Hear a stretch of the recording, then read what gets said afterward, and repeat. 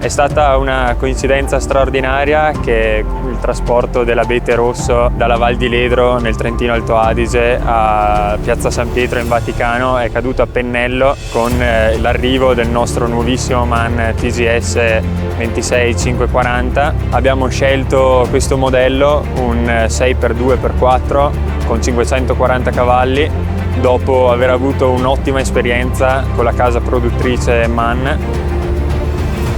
Avevo un po' di agitazione, un po' di ansia, poiché in alcuni tornanti durante il percorso, che non è stato per niente semplice, avevamo un margine di solamente 10-15 cm su ogni tornante. Però grazie al nostro nuovo MAN TGS si è riusciti a svolgere il tragitto, il percorso nelle migliori dei modi.